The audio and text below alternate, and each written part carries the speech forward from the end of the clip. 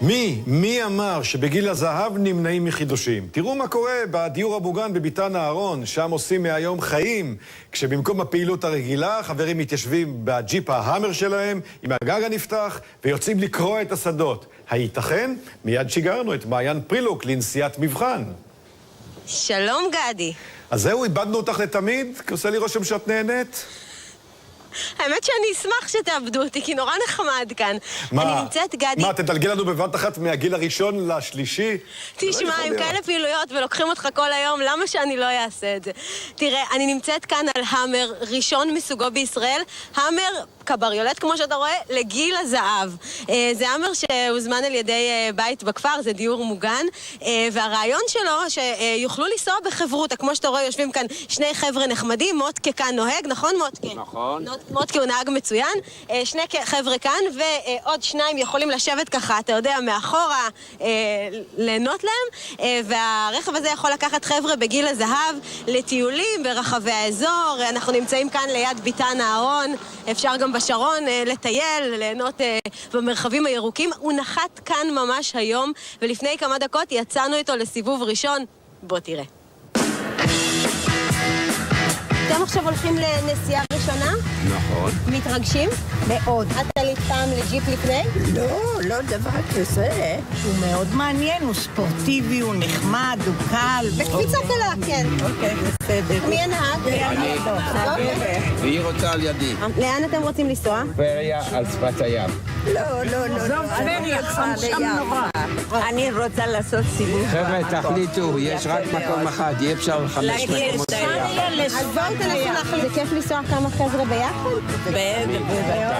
מאוד חבר'ה. אוקיי, אבל אתה לא תתפרע יותר מדי עם הנהיגה?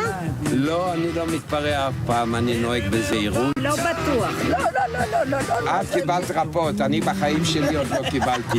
הנהג שלנו חבר'מן, הוא ייקח אותנו לאולפן.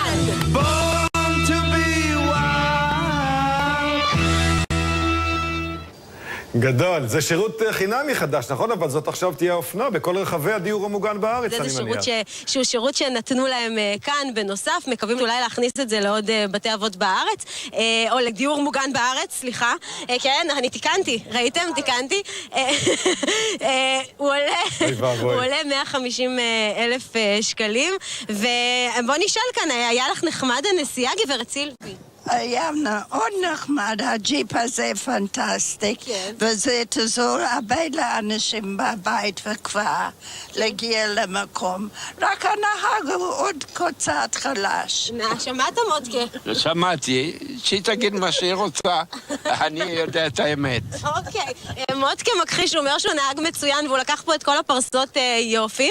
אני רק אספר לך שזה מדובר כאן על ג'יפ חשמלי, ואתה יכול להטעין אותו ממש בשקע של הבית, והוא יכול לנסוע 60 קילומטר בהטענה אחת.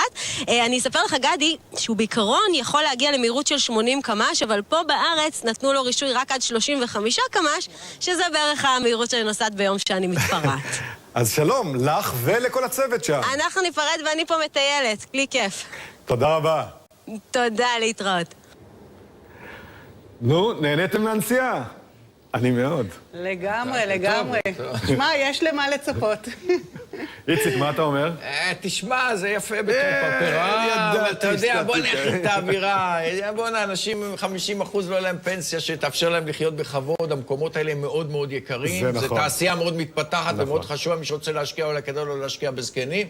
אבל יש לנו פה בעיה חמורה. אני גם לא אוהב את הקונספט של דיור מוגן. אני חושב שזה קונספט שמנתק את האנשים היותר מבוגרים, שעשו הרבה דברים בחיים שלהם כולם, לא משנה אם הם עשירים או עניים, ופשוט לנתק אותם מהציבור. זה נראה לי טעות ככה. מה היית עושה? אני לא רוצה למצוא את עצמי במקומו. אתה יודע, יש היום מגדלים... זה מנתק אותם מהציבור שלא מעניין אותם, אבל זה מחבר אותם לציבור שהוא הציבור שמעניין אותם, הוא בוא הציבור נתן דוגמה, יש מגדל, נגיד 20 קומות, לא נלך למגדלים הגדולים, 3 קומות באמצע, זה מה שעכשיו דיור מוגן, יקבלו את כל מה שצריך, את כל הטיפול, ושיחיו יחד עם הקהילה, יוכלו לרדת לעיר, ולא יהיו מנותקים מהעיר. אני חושב שיש פה המון עניינים, אבל אני אעצור כאן. אבל זה נכון, כי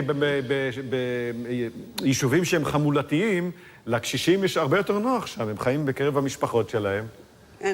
מה את אומרת על זה? אני אומרת שהם, גם מניסיון של הרבה מאוד לקוחות שלי, שהיה להם מאוד קשה לעשות את המעבר הזה, הם פרחו, הם מצאו את העניין ואת החברים ואת הפעילויות, נהנו מאוד, ואני יכולה רק להציע שאם כבר התחילו עם ג'יפ, אפשר ללכת גם לנושא של צניחה.